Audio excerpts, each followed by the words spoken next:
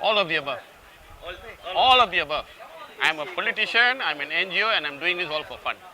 Macam lah kita tak ada kerja lain. Ha. Kalau misalnya kita tidak ada kerajaan sebegini Barisan Nasional, kita ada kerajaan yang telus, saya nak jual ikan dekat Karak lah, tolong. Tak mau buang masa sebegini. how do you cope up with social life, NGOs, family? No social life. No social life. Trust me. What social life? Well, I think it's not a question of whether we cope. We do what we can do. That's all. And you try to balance. You try to balance, fit in family life where you can. So, bang, Abu ni dia asalkan bukan UMNO. So, if I want to vote for MIC MCA kan? If you look at the slogan now, it's ABU asalkan bukan UMNO/BN. Oh, okay. You tak nampak ke? Anyway, you know, if you take your dog to the vet, all right, and the vet says the dog is terminally ill, all right, what does he do? He takes an injection, they call it a lethal injection straight into the heart. So di sini, if we kuburkan UMNO, dengan tersendirinya BN tumbang, because UMNO is the heart of this creature. So, take out UMNO, BN falls. Jadi tak payah kita mau panjang lebar. UMNO kita kuburkan, BN dengan tersendirinya tumbang. Ada pendapat sendirilah, bukan dari segi politik. Pakatan Rakyat is really serving the rakyat for now. Serving the rakyat where? In the constituent that they have. Well, I think firstly, in terms of MPs, you need to ask the constituents concerned.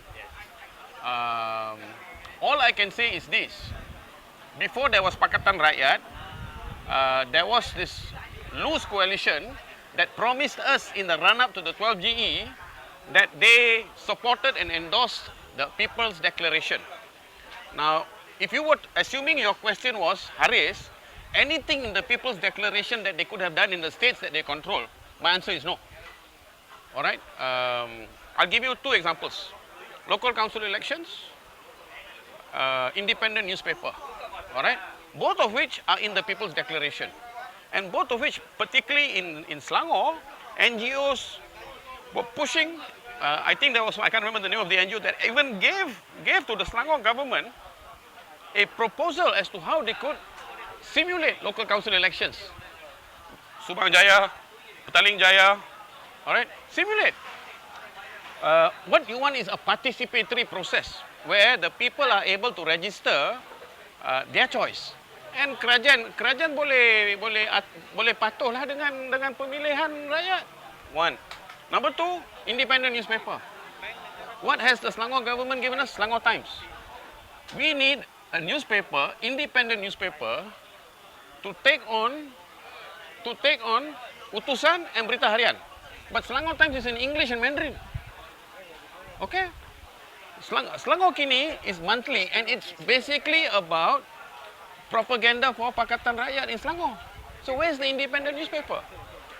From the perspective of an individual who fought for a government that would abide by the wish of the rakyat, I've got to say personally I'm disappointed. So just because I am saying I am Abu, jangan sekali-kali fikir itu dengan tersendirinya bermaksud saya menyokong 100% dengan membutakan diri Pakatan Rakyat. Tidak. Saya pro-rakyat. Siapa perlu saya undi dalam pilihan raya akan datang? Kamu perlu undi setelah kamu siasat calon yang boleh mewakili dengan berintegriti, dengan beramanah. Kalau misalnya Arvind percaya calon daripada kiri, calon daripada kanan tak boleh pakai, cari calon sendiri. Kalau dah cari tak dapat, menawarkan diri. Calon kiri bukan parti kiri ya? Bukan parti kiri. Bukan parti kiri. Oh, takut Bukan itu okey. Kalau calon kanan tu. Wait for me ya.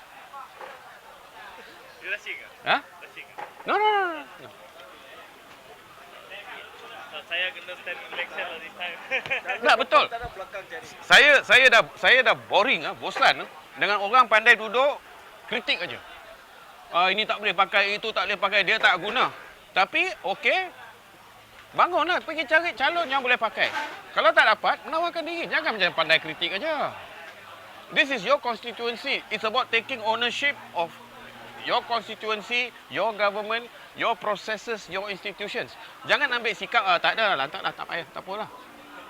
Kalau syarikat sendiri kita tak buat begitu. Bermakna ini mungkin mendedahkan satu sikap lantaklah.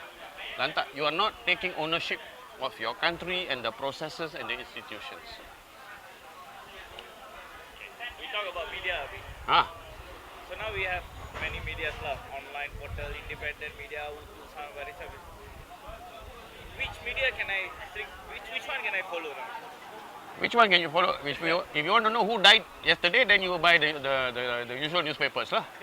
But if you want any other news, go to the online news portals. Itu pun pandai-pandai lah. Jangan pergi Rocky Bro punya. Itu pun tipu. Jangan pergi Rocky Bro punya.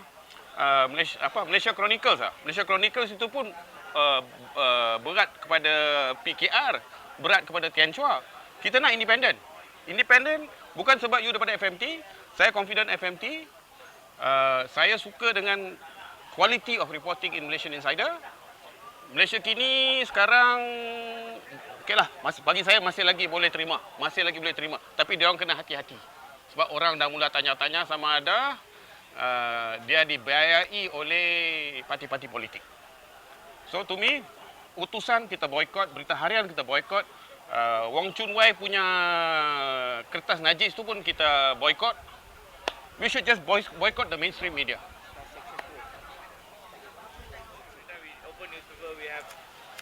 Every news is a shocking news, like everything to do with racial and all that. Is that a real incident? That's what our country is, or is just an illusion that the media is showing? I am firmly convinced, spending time on the ground, that we do not have a race relations problem in this country.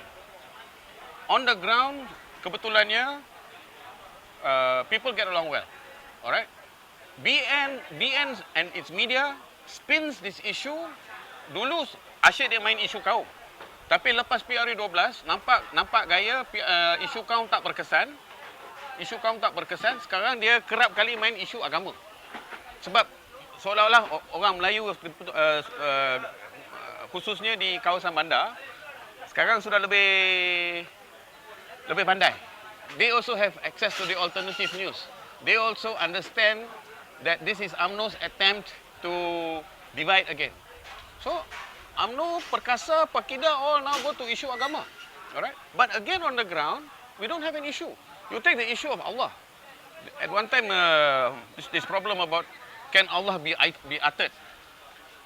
When I went to the kampung areas in Pahang and explained to them that in Sabah, their baptism, their upacara baptisma, kalau Allah tak sebut, tak sah. And I tell them, sama juga dengan macam orang Melayu bila disemayang tu, kalau Allah tak disebut dalam atau kalau Fatihah tidak dilafazkan tak sah, the response is molek. But it's how you present it to them. If you present it to them as orang Dayak curi Tuhan kita, mana orang tak marah. So it's about wanting to manipulate. And that is what UMNO BN tries to do. UMNO BN tries to use race, religion to manipulate and to divide. That's how they've been able to stay in power for so long. But on the ground, my sense is we don't have a problem. We don't have a problem. Ya. Asalkan bukan UMNO, PRU 13 ataupun bukan PRU 13, kalau kita tidak selamatkan negara ini daripada UMNO dan kroni-kroni UMNO dan Barisan Nasional, mungkin dalam 2 tahun, 3 tahun lagi dah tak ada negara Malaysia lagi dah. Dah tak ada ekonomi Malaysia dah. So if people don't wake up, the need to save this country now, say bye-bye to this country.